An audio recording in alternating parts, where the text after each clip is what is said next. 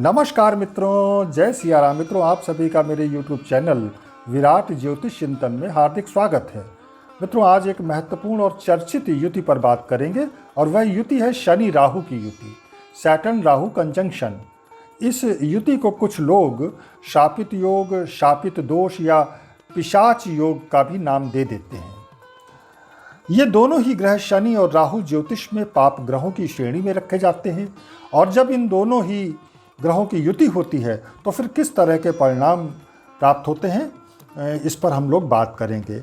मित्रों, मोटे तौर पर ये युति बुरी ही मानी गई है, लेकिन आजकल जैसा युग है, युग का प्रभाव है, सिस्टम है, उसमें कुछ लोग इसे अच्छा भी मान सकते हैं। अब ये अच्छा या बुरा जो प्रभाव है, ये अपना अपना नज़रिया होता है।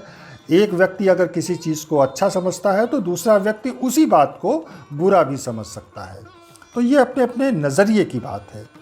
अब इस युति के प्रभाव क्या होते हैं, शनि राहु युति के, जिसे लोग शापित दोष की संज्ञा दे देते हैं, तो इसके पीछे का गणित क्या है, इस पर भी हम बात करेंगे।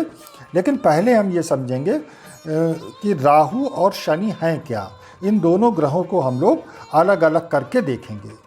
उसके बाद फिर जब हम इनके संयुक्त प्रभाव देखेंगे तो फिर वह बात आसानी से समझ आ जाएगी। एक और ज़रूरी बात कि कोई भी युति हो, किसी भी युति की हम बात करें, उसके फल इस पर भी निर्भर करेंगे कि वह युति कुंडली में किस भाव में, किस राशि पर बन रही है। हालांकि इस वीडियो में हम सभी भावों और राशियों में इस युति के प्रभाव नहीं बता पाएंगे, ये संभव नहीं है। फिर भी मैं एक सामान्य फलों की बात ज़रूर करूंगा, इस युति के प्रभाव बतलाने का प्रयास करूंगा। एक बात और मित्रों, कि कोई भी युति अच्छे बुरे रिजल्ट्स देती है। फलों की मात्रा कितनी कम ज़्यादा होती है, ये डिपेंड करता है भाव और राशि के ऊपर। ये कुंडली के किस भाव और राशि में ये युति बन रही है। मान लीजिए राहु शनि की युति अष्टम भाव में मेष राशि पर है, लेकिन किसी दूसरी कुंडली में यह युति दशम भाव में तुला राशि पर है, तो दोनों ही स्थितियों में बहुत फर्क होगा। तो आइए जल्दी से हम बात कर लेते हैं राहु शनि की अलग अलग इनके गुणधर्म क्या होते हैं। तो राहु की बात करें तो देखिए, शनि को कर्म कारक माना गया है। शनि हमारे कर्म फल दाता कहे जाते हैं। सारे कर्म उन्हीं के अधीन है। शनि कठिन परिश्रम है, अनुशासन है, कानूनन काम करने वाला है।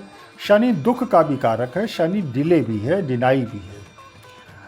शनि धीमी गति से चलने वाला ग्रह है। शनि एकाकीपन है, डिप्रेशन भी है। शनि एक रूखे ग्रह है, जबकि राहु बहुत तेज है। राहु डिप्लोमेसी है। राहु को यश कीर्ति अपना नाम चाहिए, तो यहाँ शनि के साथ इनका कोई मेल नहीं होता। राहु में शनि जैसा धैर्य नहीं होता। राहु सडननेस है।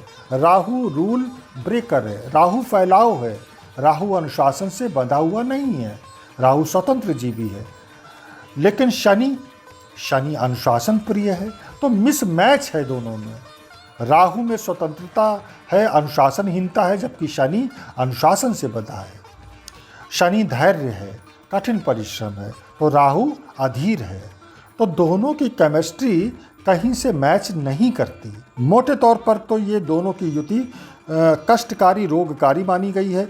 राहु केतु का कनेक्शन पूर्व जन्मों से होता है, इसलिए शनि राहु की युति इस बात के भी संकेत देती है कि पिछले ही कर्मों का कोई बड़ा भोग या भुगतान है, जिसका निपटारा करना है इस जीवन में। जैसा आपको पता है कि शनि कर्म फलदाता है, तो जब राहु उसके साथ कनेक्शन में होता है तो उसमें कर्मों के अनुसार फलों की प्राप्ति बहुत तेज़ी से आ जाती है। वैसे तो हर व्यक्ति को अपने प्रारब्ध के अनुसार फल भुगतने हैं, लेकिन वह एक सामान्य प्रक्रिया होती है। यहाँ पर शनि राहु युति में फ़र्क यह है कि इसमें वे फल बृहद रूप में दीर्घ काल तक बड़ी ही गहराई से प्राप्त होंगे। कुछ लोग ऐसे देखे होंगे आपने जिनका पूरा जीवन कष्ट में, दुख में, संघर्ष करते बीत जाता है, और कुछ लोग ऐसे भी आपने देखे होंगे कि जो पूरी ज़िंदगी सुख के साधनों में जीवन बिताते हैं, धनवान भी होते हैं। लेकिन एक कॉमन बात दोनों में होती है कि दोनों के जीवन में डिप्रेशन बहुत होता है। दोनों के जीवन में हमेशा पल भर के लिए समय खुद के लिए नहीं मिलता। ताउम्र वे खोए रहते हैं तमाम तरह की एक्टिविटीज़ में। तो ये दोनों ही बातें इस युति में संभव है। इस युति का प्रभाव यह भी है कि इस युति के कारण व्यक्ति मुक्ति या मोक्ष की दिशा में नहीं जा पाता और ज़्यादा कर्मों के बंधन में बंधकर इस संसार में आवागमन को पक्का कर लेता है। जबकि शनि केतु की युति आप देखिए तो उसमें कर्मों की बेड़ियों से मुक्त होने का, मोक्ष व मुक्ति का प्रयास करने की प्रवृत्ति पाई जाती है। लेकिन यह युति आपको कर्म रूपी लेखा जोखा से, बंधन से और ज़्यादा बांध देती है। शायद यही वजह है कि विद्वानों ने इसे अच्छी युति नहीं माना है। हमारे ऋषि मुनियों ने इस युति को अच्छा नहीं समझा है, क्योंकि जितने ज़्यादा हम नए कर्मों को सृजित करेंगे, फैलाव ज़्यादा रखेंगे, उतने ही ज़्यादा मुक्ति के लक्ष्य से भटक जाएंगे।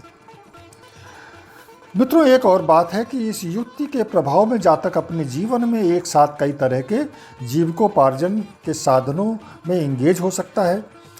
नौकरी अगर करता है तो 2-4 प्रकार के बिजनेस भी वह साथ साथ संचालित करेगा।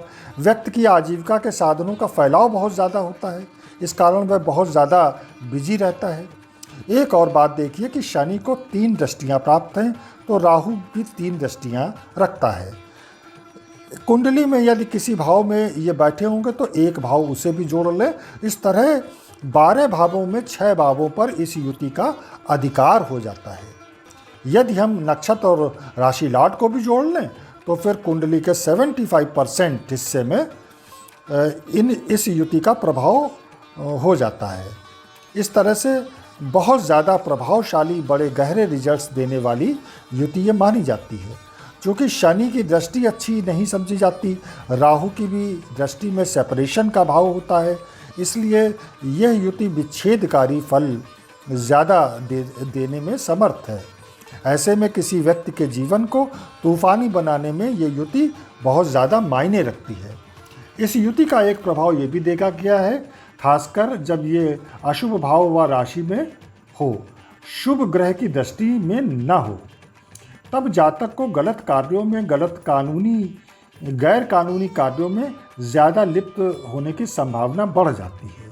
इस युति के प्रभाव में जातक राजनीति में बहुत सफल रहता है। प्रायः ये युति वृषभ, तुला, मकर, कुंभ, मिथुन और कन्या लग्नों में अच्छे फल दे सकती है। कहने का मतलब है कि जब ये दोनों ही ग्रह कारक होकर किसी कुंडली में भाव में बैठे हों तो अच्छे रिजल्ट्स देंगे। अच्छे रिजल्ट्स का मतलब धन, वैभव, विलासतापूर्ण जीवन, अच्छे आमदनी के स्रोत, अच्छा करियर आदि। फिर भी मैं ये कहूँगा कि भले ही समृद्धशाली जीवन हो जाए, लेकिन इस युति के प्रभाव में जातक बहुत बिजी रहता है, डिप्रेस्ड रहता है और उसकी लाइफ में फ्रस्ट्रेशन तो रहता ही है। एकादश में तुला राशि हो तो फिर ये युति अच्छे फल करेगी। इसी तरह नवम और दशम भाव में अगर तुला राशि बने तो फिर ये युति अच्छे फल करेगी। इस युति का एक प्रभाव ये भी है कि जिन जातकों के चार्ट में ये युति है तो वे तंत्र या ऊपरी बाधा के भी शिकार हो सकते हैं या इनकी रुचि उस क्षेत्र में होती है। लेकिन इसमें चंद्रमा का रोल भी महत्वपूर्ण होता है, ये देखना पड़ेगा। अगर ये युति लग्न, चतुर्थ भाव, छठे भाव, अष्टम और द्वादश भाव में हो, नीच राशि या शत्रु राशि में हो, तो ऐसे जातक अपने घर का कंस्ट्रक्शन कभी ना कराएं। इससे बड़ी दिक्कतें आ सकती हैं, खासकर स्वास्थ्य संबंधी। अचानक एक्सीडेंट वगैरह के भी योग बनते हैं। ऐसे लोगों को लेदर व लोहे की चीज़ें बहुत कम लेनी चाहिए, खरीदनी चाहिए, बल्कि किसी से गिफ्ट के रूप में तो कतई ना लें, बल्कि इन चीज़ों को दान करें, गिफ्ट के रूप में दूसरों को दें। इन्हें ब्लैक और ब्लू कलर्स भी बहुत कम कपड़े पहनने चाहिए।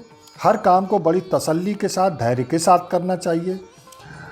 इस कुंडली के अधिक व गहरे प्रभाव तभी होंगे जब ये एक नववांश में हो, यानी 3 डिग्री के आसपास अगर ये युति बन रही है तो फिर ये ज़्यादा गहरे असर करेगी। राहु की डिग्री अगर शनि की डिग्री से कम है तो फिर इस कंजंक्शन के प्रभाव बहुत कम मिलेंगे। प्रायः ये लोग, जैसा मैंने बताया, कि राजनीति में बहुत सफल होते हैं। इसके अलावा रिसर्च में, स्टॉक मार्केट में, बिजनेस आदि में भी ये लोग बहुत ज़्यादा सफल रहते हैं। तो मित्रों, यहीं वाणी को विराम दूंगा। मिलेंगे अगले वीडियो में फिर किसी नए विषय के साथ। तब तक जय जय सिया राम, नमस्कार।